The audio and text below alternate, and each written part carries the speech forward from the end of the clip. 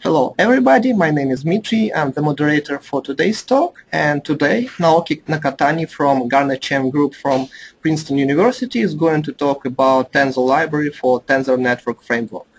Okay Naoki, so please go ahead. Well, thank you so much for introduction. Well, it's a pleasure for me to give the webinar talk about our Tensor library project about for the Tensor Network Framework.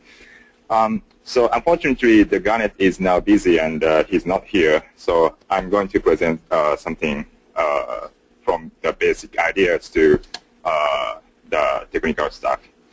And so, well, we should start. The first slide, maybe, well, I think you are all much familiar with those theory rather than me. But the tensor computation can be found in many scientific computation in the mathematics and physics and chemistry fields, and in particular in quantum many-body theory in a quantum chemistry fields. So the tensor computation basically found in the post-Hartree-Fock theory or something like that. So for example, the couple-cluster theory, we found the tensor computation, well, the wave function expression has itself the tensor formalism. So, well, as you well know, the T contains the all excitation operator coupled with the amplitude. And for example, the T1 contains all single excitation, and this amplitude can be regarded as rank 2 tensor. And T2 contains all double excitation, and that amplitude can be regarded as a rank 4 tensor. So, though the theory it looks very simple, but the actual implementation is a little bit complicated because those working equation contains many tensor computations. So to do that, the tensor contraction engine, TCE, is one of the most important tools to implement these many-body theories. The TCE, in principle, provides the automatic formulation and automatic implementation of this, well, the any order couple cluster and the population theory in an efficient way. However, the TCE is highly specialized for such a the post-Hartree-Fock theory. It is not applicable to apply the generic tensor computation which appeared in a tensor network framework that we are interested in. So, I'm going to start from the brief introduction about the tensor network framework to figure out so what's the actual problem we have, and then we're going to move to the introduction about our tensor library from the basic idea to the detailed implementations. And the MPS multilinear algebra packages provided the efficient tools to develop new theories within the tensor network framework. And at the end of the talk, I'm gonna give just a reminder about the recent C++ standard that names the C++11 for our template implementation of the library. So let me introduce the tensor network framework. To explain the tensor network framework, I'm going to start from the full CI expansions. So in general, the full CI wave function can be expanded by the excited configurations. The psi contains the first term describes the Hartree-Fock determinant, and the second term describes the single excited configurations, and the third term contains the doubly excited configuration, and so on and so forth. So this expression is much more familiar with post-Hartree-Fock theories, but we can also see this expression in terms of the occupation number vectors. For example, the single excited configuration can be represented in an occupation number vector, such as 2 to 2, the alpha occupied, beta occupied, and the unoccupied orbital, or something like that. And in terms of this expression, the coefficient vector C can be regarded as a rank K tensor, where the K is a number of orbitals. So the basic idea of the tensor network framework to decompose the higher rank tensor into a product of the lower rank tensors. So this is the general formalism of the tensor network states. And here we have the product of the tensors, and this corresponds to the actual representation of the coefficient vector. So this A(n) is itself the tensor, but it's actually lower than the rank K tensor. Okay. So, well, this formalism is well, they don't have any details, but well, I think it is better to introduce graphical representation to easier understand the detail of the tensor network framework. So, for example, we would like to describe the rank 4 tensor, something like this, and the black circle means that the tensor object, and the bonds comes from the vertex describe the tensor indices, and thus the number of bonds is equal to the tensor rank. So for the wave function expression in a tensor network states can be graphically represented by such kind of the tensor network. So the connection of this tensor object means that the tracing of the tensor indices. So, and also, I'd like to mention that the one simple case of the tensor network states that calls the matrix product states, MPS. So the formalism is the same as the tensor network states, but the network of the tensor contraction is constrained to the one-dimensional lattice. So now the tensor object is contracted through the one-dimensional lattice, and each tensor object now the rank 3 tensor. And the vertical indices describe the indices for the occupation number vector, and horizontal bonds is describe the virtual dimension of the tensor.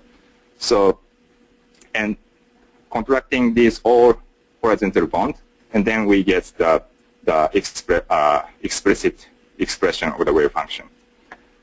So, the name of the matrix product states comes from if we focus on one theta determinant, so in other words, the fixed occupation number vector indices, and then we can find these tensor can be seen as a matrix, and that means that one coefficient, one free CI coefficient can be obtained from the product of the matrix. So that's why this expression can be is called by matrix product states. And important notice about the matrix product states is the de-Morgan algorithm is understood as the variational ansatz for the MPS wave function. So the term the matrix product states is almost equal to the de-Morgan. So maybe that's well, that's easy to understand our my talk today, probably. So, and also, I'd like to introduce the matrix product operator, MPO, as well. So the MPS is the tensor decomposition in the wave function expression, but the MPO gives you the tensor decomposition in the operators. So as well as the wave function, the operator can be expressed as a occasional vector, something like this. And now the operator can be regarded as a rank 2k tensor, and then we can decompose the rank 2k tensor into the lower rank tensor, the product of the lower rank tensor, something like that. And each tensor element is now the rank 4 tensor, and explicit representation of operator is something like that. And each tensor element is now the rank 4 tensor, and the vertical bond describes the operation of indices, and the horizontal bond the virtual bond dimensions, and which will be contracted over the through the one-dimensional lattice.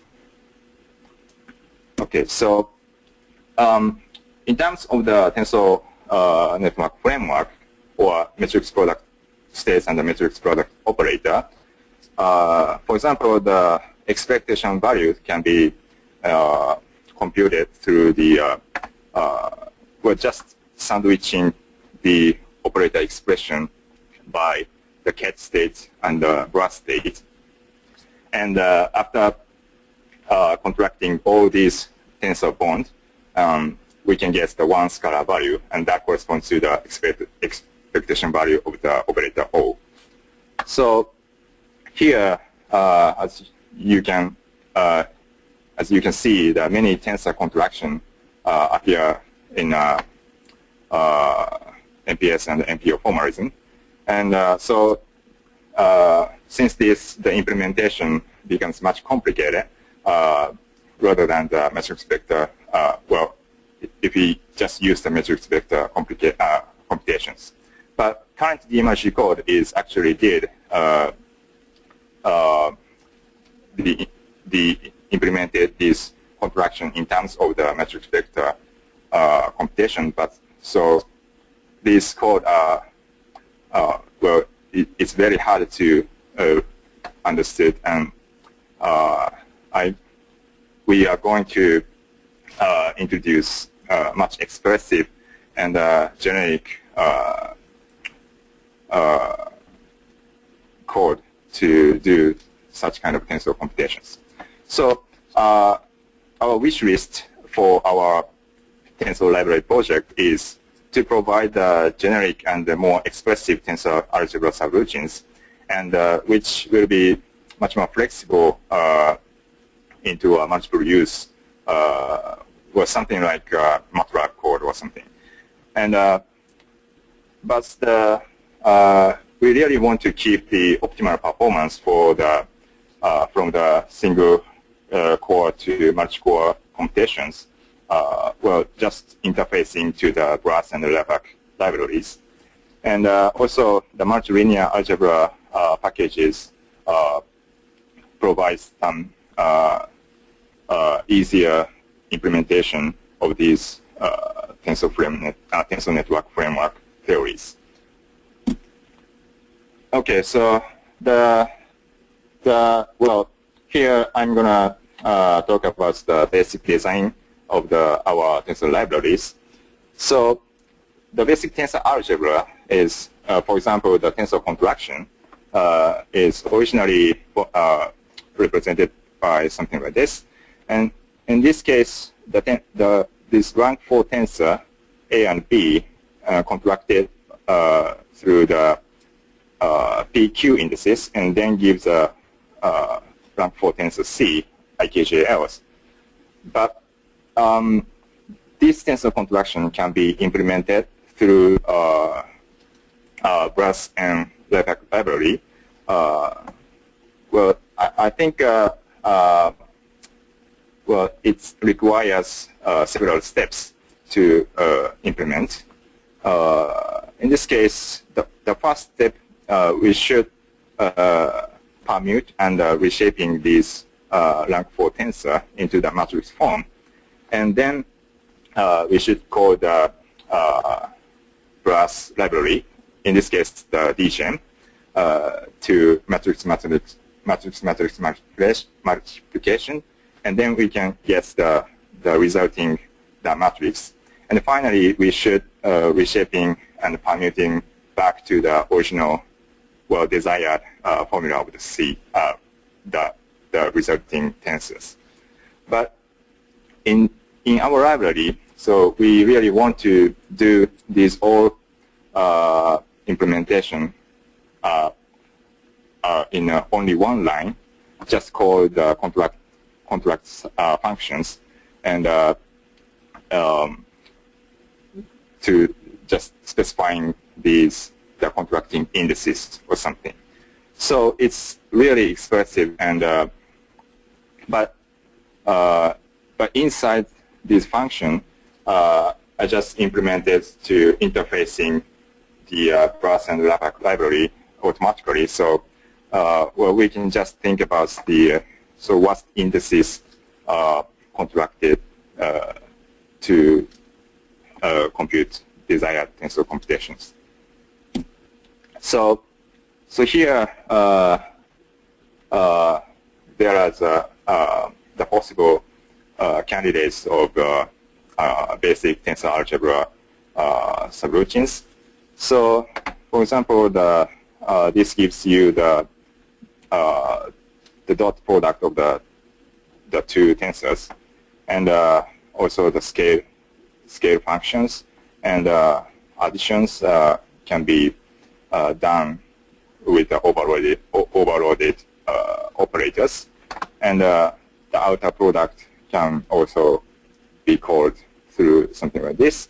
And the contraction function is well, just something like dgem and dgem-v, and can be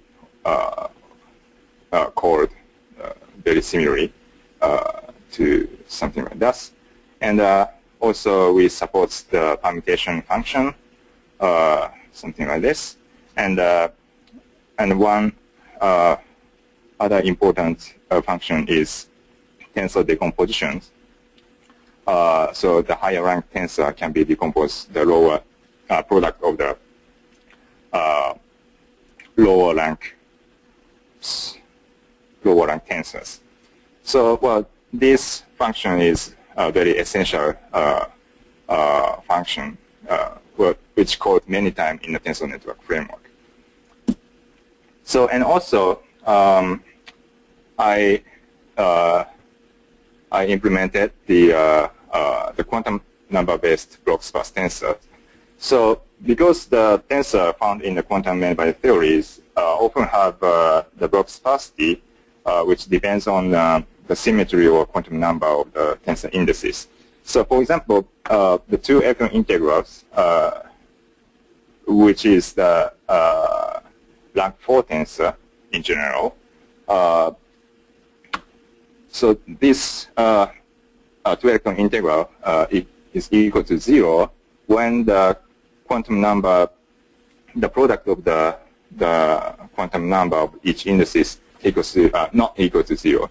So this quantum number means that the symmetry of the orbital, and 0 means the total asymmetry of the molecule or something. So and also, for example, in the tensor network framework, or each tensor element of the MPS, we have another quantum number.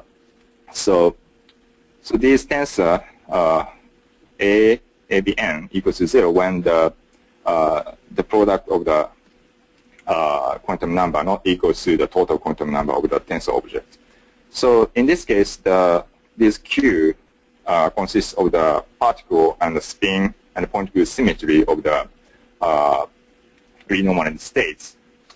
I mean, these the many-body states assigned to this bond and this bond and this bond, and so So to incorporate this quantum number based block sparsity, so non-zero block and with their indices and the shapes are only stored to reduce the memory requirements of the tensor object. So and also to use the this kind of block sparsity is provide the efficient implementation of the tensor contraction. So for in this case, if we think about the matrix view of the block sparse tensor, we have the contracted indices of in the row and the columns as in the matrix view. And in this case, we found the same. Sometimes we found the same quantum number, which fragmented these the non-zero blocks. And then, in this case, we can merge these quantum number indices into the much more efficient form, and then we can get the block diagonal matrix in any case. And then the tensor contraction is it's very simple and to reduce the overheads of the brass cord, and parallelism can be also done for each block diagonal matrix, and which gives a well, I think the optimal performance for the contracting these very large block sparse tensor. So, but this can be done for only the abelian group symmetry. So, well, we haven't yet figured out how to treat the case of the non-abelian symmetry group. So, and also to keep the generality of the quantum number and the block sparse tensors, we just provide the basic design of the quantum number object, and so that user can define well, user can define the infrastructure of the quantum number object separately for each specific applications. So so basic design of the quantum number object is, well, to have the first definition of the zero quantum numbers, and also well, some multiplication operator, well, just product of the two quantum numbers, and a comparison operator, for example, the well, equality or well, larger or smaller or something. And also the overall design operator is something very important to define a conjugation of the quantum number. And also some other quantum number operator, something like a parity or something. And well, I think that enough to design a quantum number. And so this design can be applied for any kind of abelian group symmetry that contains the point group symmetry, of course, the particle number symmetry, and the spin quantum number symmetry, and so on and so forth. Okay, so let's move on to the MPS multilinear algebra packages. So in this packages basically provides the efficient way to implement the new tensor network framework theory.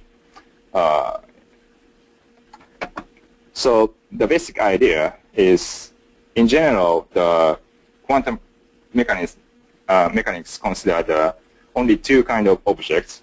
So one is the wave function, which can be represented as a vector form for given basis, and the other is the operator, which can be represented by matrix for a given basis.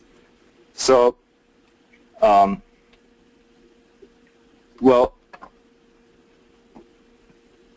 and this is true for MPS and MPO expressions.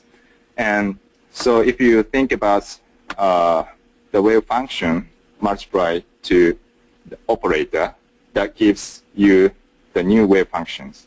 So this can be just written as a MPO times MPS gives a new MPS or something. And the important feature of the MPS and the MPO framework is though the wave function basically is found by the full Hilbert space, so we cannot handle the explicit expression of the wave function because the number of the variational parameter is exponentially large. But in MPS MPO framework, the number of elements can be reduced to the polynomial because each tensor element is stored separately. Of course, it's some approximation by the keeping only m site-independent basis. But here, I don't mention any detail about the MPS MPO. So if you interested in how to reduce the well, how to approximate these wave function expressions. So well, please refer some review or article in a DMG or MPS. So anyway, so contractions of the MPS MPO context. Well, the important things are the contraction of the MPS MPO is also can be also done in a polynomial cost. So because the actual actual expression of the operator and the wave function is spanned by the Hilbert space, but the tensor computation is done for each site independently by taking the sweep algorithm in the DMG context. So each tensor computation at the site is can be done only polynomial cost. So we can just when we contract this all bond, and then first we contract this the first site elements, and then the second site element, and so on and so forth. And finally, we can get the all contracted tensor formula, something like this. Okay, so the basic algebra in MPS and the MPO framework is divided into four types of the algebra. So one is the dot product. So the MPS times MPS is something like a vector times vector, and MPO times MPS gives you the new MPS. This is something like matrix vector multiplication, and MPS times MPS, but this is outer product, gives you the operator, and MPO times MPO gives you the new MPO. This is something like matrix multiplications. So using this expression, for example, the time evolution can be easily implemented just using multilinear algebra packages. For example, that's so the bottom layer describes the initial wave functions, and MPO, the operator, can be represented by MPO by something like that. So the propagator can be approximated by 1 minus I h delta t, and we know already the MPO expression of the h, so we can easily obtain the propagator in terms of the MPO formula. So once we can find the MPO formula, the time evolution can then just multiplication of the matrix and the vector, or MPS and MPO. And so just recursive multiplication of the MPO gives you the time evolution of the MPS wave function or something. So then, so that's the important feature of the, well, our aim to provide it in MPS linear algebra packages. So, well, at the end of this talk, I'm gonna just I'm gonna just give you the reminder about the template programming in C++. So our Tensor library has mainly implemented by the many template classes or template functions. For example, the dense array class is defined as something like this. But the template programming has, of course, the merit and demerit. So the merit is the template programming is basically has smaller overheads because all necessary objects are instantiated at the compilation time. But the demerit is the executable file becomes larger and larger due to the extra instantiations. So to explain that, well, just we think about the contraction functions that defined as something like this. In this case, the set of the so A, B, C is rank of each tensor, and well, the set of the A equals to 3 and the B equals to 4 and the C equals to 2 is never called because that contraction cannot be allowed. So, but actually, this function is instantiated at the compilation time, even if it's never called. So that makes the executable file size becomes much larger. And also, if you just write the code into 2 or more source file and in the .c file, the template function is instantiated for each source file. That makes the compilation is very, very slow.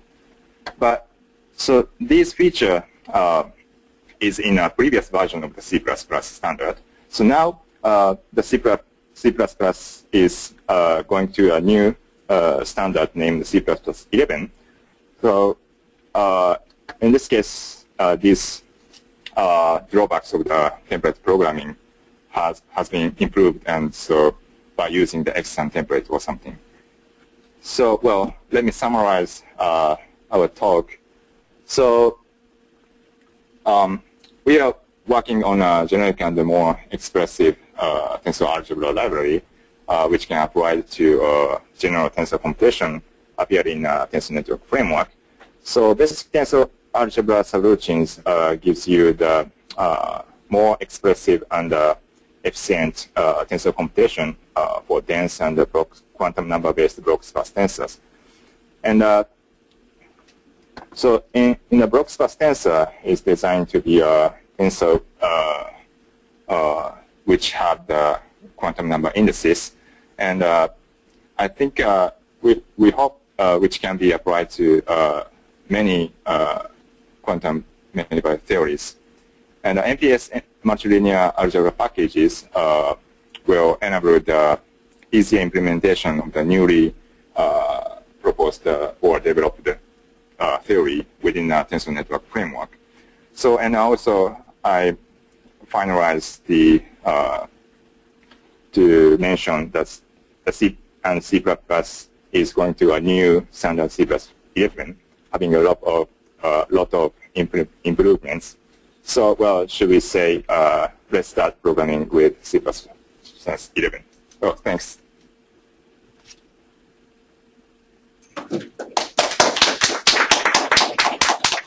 Thank you very much, Naoki. So, yeah, questions. Yeah, very nice, very interesting. I have a question about at which exactly stage in terms of production and usability this library is. Do you have any code that uses it, like output cluster code? Is it library already finished, or you're just developing classes? Can you comment on that? Do you have any benchmarks? Oh, well, I have finished in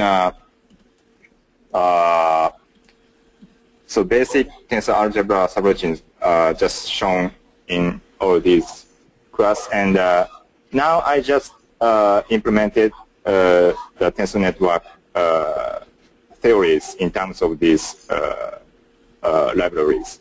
So that corresponds to the maybe corresponds to the MPS multilinear algebra packages. But well, I don't have any benchmark calculation so far for our tensor library projects. Thank you. So are there any other questions from the our group or from any other attendees? Questions?